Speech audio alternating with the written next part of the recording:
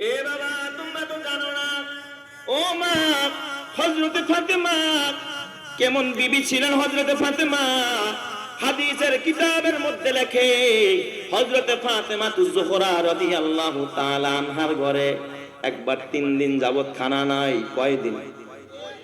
হযরতে আলীও ক্ষুধার্ত, ফাতেমাও ক্ষুধার্ত, ঘরে 3 দিন হয়ে যায় কোনো খাবার নাই, কিন্তু নামাজ তরক করে না। হযরতে ফাতেমা পেটের নিচে বালিশ দিয়া উপর হয়ে শুয়ে শুয়ে কান্দে। হযরতে আলীও ক্ষুধার্ত, কিন্তু বাজান কারো প্রতি কারো কোনো অভিযোগ নাই। ফাতেমা এই কথা বলে না, আলী আমি তো রহমাতুল লিল আলামিনের কন্যা, মদিনার প্রেসিডেন্ট আমার বাবা, তুমি আমারে খাবার দিতে পারো না? তোমার কপালে লাথি মাইরা আমি ভাইগা যাই, আমি থাকবো না। বলেন তো হযরতে ফাতেমা জীবনে এই কথা বলছে নাকি? এ বাবার আয় আমার মা বোনেরা বলেন তো, এই যুগের কোন নারী যদি হইতো, স্বামী যদি তারা 3 দিন খাবার না দিত, 3 দিন না খাওয়া রাখতো, তাইলে এই বিবি স্বামীর ঘরে থাকতো না কপালে লাথি মাইরা ভাগতো? ভাগতো কি ভাগতো না? কইতো তোর কপালে লাথি মারি, তোর মতো স্বামী আমার দরকার নাই, ভাত কাপড় দিতে পারোস না, খাবার দিতে পারোস না, আমি আমার বাবার বাড়ি যাই। কথা ঠিক কিনা? এ মায়েরা তোমাদের বদনামি না। ও মা, হযরতে ফাতেমা কোনো অভিযোগ নাই, যা অভিযোগ করার কার কাছে করে? আর জোরে কোন কার কাছে? আল্লাহর কাছে করে, কারণ একমাত্র রিজিকের মালিক কে?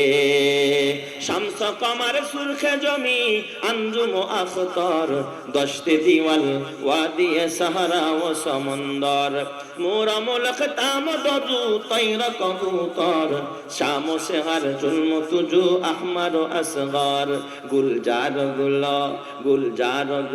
पुरगे साजार किसने बनाया, गुलजार गुल पुरगे साजार किसने बनाया, तौलिब मायूसी का हो ये सब जिसने बनाया, तौलिब मायूसी का हो ये सब जिसने बनाया।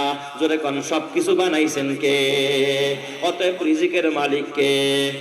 আরো জোরে কোন না কে? খাওয়ায় কে? বাঁচায় কে? মারে কে? ঠিক কিনা জোরে কোন? হযরতে ফাতেমা ক্ষুধার্ত, 3 দিন হয়ে যায়। তৃতীয় দিন হযরতে আলী জোহরের নামাজ আদায় করতে মসজিদে নববীর ভিতরে যখন ঢুকেছে, হযরতে আলী সালাম ফিরায়া নামাজ শেষ করে যখন মসজিদ থেকে বের হইছে, হযরতে আলী তাকায় দেখে মসজিদের বাহিরে একটা খুঁটির সাথে 6টা ছাগল বাঁধা। কয়টা ছাগল? 6টা ছাগল। হযরতে আলী এক সাহাবীরে ডেকে কয়, ও সাহাবী, এই ছাগলগুলো কার? ওই সাহাবী ডাক দিয়ে কয়, আলী আপনি তো জানেন না, ছাগলগুলো হাদিয়ার ছাগল। এক সাহাবী আল্লাহর নবী রাহমাতুল লিল আলামিনকে ছাগলগুলো হাদিয়া দিছে, হাদিয়ার ছাগল। আলী মনে মনে খুশি, আমার ঘরে খাবার নাই, আমার শ্বশুর আব্বা রাহমাতুল লিল আলামিনের ঘরে 6টা হাদিয়ার ছাগল, অন্তত আমি উত্তরাধিকার হিসাবে একটা ছাগল হইলেও ভাগে পাবো। জোরে কোন সুবহানাল্লাহ।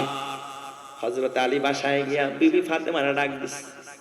বিবিরা ডাক দিয়া কয়, বিবি, ও বিবি শোনো, সুসংবাদ আছে বিবি। হযরতে ফাতেমা বলে, স্বামী কি সুসংবাদ বলেন? কয়, বিবি গো শোনো, রাহমাতুল লিল আলামিনের দরবারে 6টা হাদিয়ার ছাগল। ও বিবি, তুমি যাও, নবীজির কাছে যাও, বিষয়টা খুলে বলো, বুঝিয়ে বলো। আল্লাহর নবী যদি একটা ছাগল আমাদেরকে হাদিয়া দেয়, ওই ছাগলটা জবাই করে গোশত সিদ্ধ করে খায়াও আমরা আমাদের ক্ষুধা নিবারণ করতে চাই। জোরে কোন সুবহানাল্লাহ। হযরতে ফাতেমা ডাক দিয়া কয়, স্বামী আপনি আমাকে অর্ডার করেছেন, আমাকে যেতেই হবে। আসরের নামাজ পড়ে হযরতে ফাতেমা হাঁটি হাঁটি পা পা করে নবীজির বাসার দিকে রওনা। ওই দিক দিয়ে আমার নবীজি রাহমাতুল লিল আলামিন মসজিদে নববীর ভিতরে মা আয়েশা সিদ্দিকা রাদিয়াল্লাহু তাআলা আনহাকে নিয়ে ঘরের দরজা বন্ধ, ঘরের ভিতরে বসে, রুমের ভিতরে বসে কথাবার্তা বলতেছে স্বামী স্ত্রী। আল্লাহর নবীর গায়ের ভিতরে একখানা চাদর, ইয়ামানি শাল, একটা ইয়ামানি চাদর।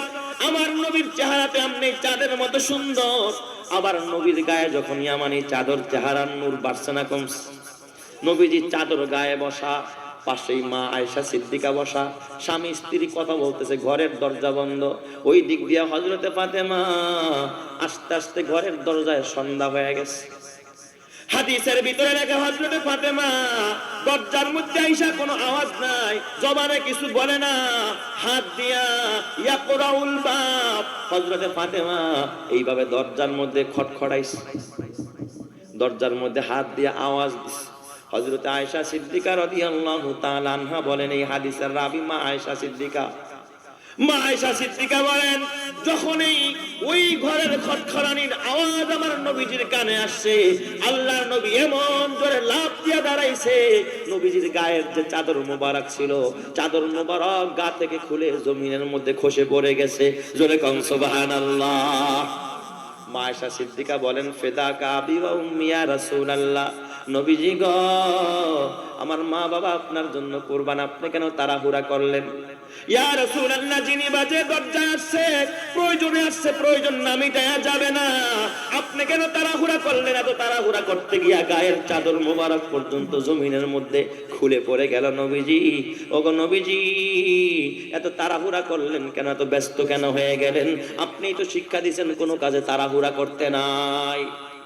মা আয়েশা সিদ্দিকা বলেন, আমি যখন রাহমাতুল লিল আলামিনকে এই কথা বললাম, আমি নবীজির চেহারার দিকে তাকায়া দেখে, ওয়া আইনাহু তাজরিফান, আল্লাহর নবীর গাল বেয়ে বেয়ে, চোখ দিয়ে গাল বেয়ে বেয়ে পানির ফোঁটা ঝর্ণার মতো টপ টপ করে জমিনের মধ্যে গড়ায় পড়ছে। সুবহানাল্লাহ, জোরে কর সবাই। আল্লাহর নবীর চোখের মধ্যে পানি। মা আয়েশা সিদ্দিকা ডাক দিয়া কয়, ইয়া রাসূলুল্লাহ, ইয়া হাবিবাল্লাহ, নবী গো, কষ্ট দিয়ে ফেললাম কিনা ক্ষমা করে দেন। আমার নবী ডাক দিয়া কয়, আয়েশা, তুমি তো জানো না কেন কাঁদি, আমি জানো নি। আয়েশা রে, কয় না ইয়া রাসূলুল্লাহ, আমি তো জানি না। নবীজি আমার ডেকে বলে, আয়েশা, যেই হাত দিয়া সন্ধ্যাবেলা ঘরের দরজার মধ্যে আওয়াজ দিছে, ঘরের দরজার ভিতরে খটখটানি দিছে, আমি ওই হাতের ভিতরে আমার কলিজার টুকরা ফাতেমার গন্ধ পাইতেছিলাম। জোরে কোন সুবহানাল্লাহ। আর লাহজা হে মুমিন কি নেহি শান নেহি আন, হর লাহজা হে মুমিন কি নেহি শান নেহি। হযরত আলী ও ক্ষুধার্ত, বাবা গো, আলী নামাজ পড়তে আইসা খবর পাইছে আপনার দরবারে 6টা হাদিয়ার ছাগল আছে নাকি? ও বাবা, একটা ছাগল আপনি আমাদেরকে হাদিয়া দিবেন কিনা? এই ছাগলটা জবাই কইরা আমরা বাসায় নিয়া গোশত সিদ্ধ করে খায়াও ক্ষুধা নিবারণ করতে চাই। বাবা বলেন, একটা ছাগল আমাদেরকে দিবেন কিনা? জোরে কোন সুবহানাল্লাহ। ছাগল আপনি আমাদেরকে দিবেন কিনা? কি বলেন, এই যুগের নেতা হইলে কি কইতো, ও মা, যা আসছে সব তোর জন্য, আর কাউরে দিব না। কথা কয় না, তুই আমার মেয়ে, আর কারে দিন, তোর ঘরে অভাব। কিন্তু রাহমাতুল লিল আলামিন কি বলেন, ডেকে বলেন, ফাতেমা,